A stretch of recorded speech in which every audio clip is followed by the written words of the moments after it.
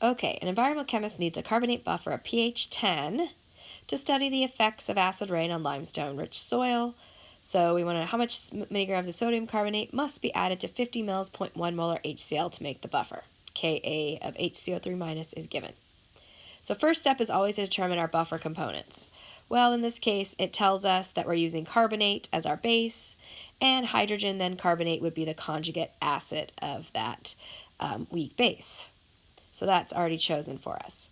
Second step when we do our buffer prep is to use the Henderson-Hasselbalch equation as written here. pH equals the pKa plus the log of the moles of the base, carbonate, divided by the moles of the acid, hydrogen carbonate, or bicarbonate. And we're going to solve for the mole ratio. Okay, so that's what we're going to solve for, and that's going to help us to determine how to prep this buffer. So our desired pH, as the problem states, is 10. So 10 is going to equal the pKa, which is the negative log of the Ka, which is 4.7 times 10 to the negative 11, plus then the log of the moles of the base, carbonate, divided by moles of the acid, hydrogen carbonate. So solving for the negative log of our pKa gives us a value of 328. So 2 decimal places from the 2 sig figs when we take the log. So we subtract, we get negative 0.328 equals the log of the moles of our base, carbonate. I'll just say B here for shorthand, divided moles of our acid, hydrogen carbonate, so A shorthand. So to solve for that ratio, 10 to the negative 0.328 is equal to 0.4699, 2 sig figs, and that's the ratio of our moles of our base divided by moles of our acid. So base is carbonate, acid, hydrogen carbonate. So now we need to figure out how to get that mole ratio in our buffer.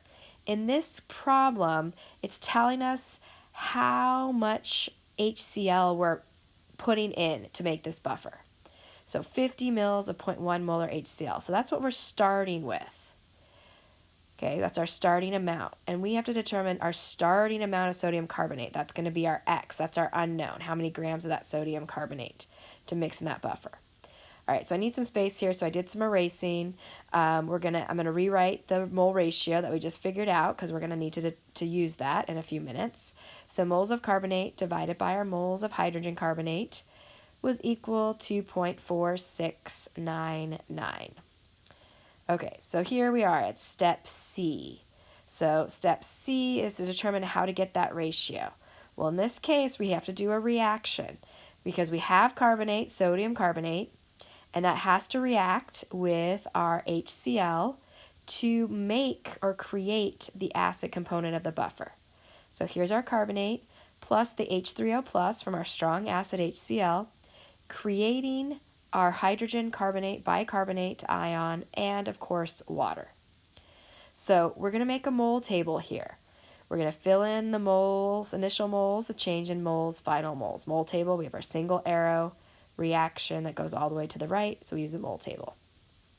All right, so X again was our amount of carbonate, sodium carbonate. So we don't know how many moles, so that's X for our initial moles of carbonate. To get the initial moles of hydrogen or H3O plus, we know the concentration, 0.1 molar times 0.05 liters gives us 0.00500 moles of our hydronium ion to start with that we're putting in.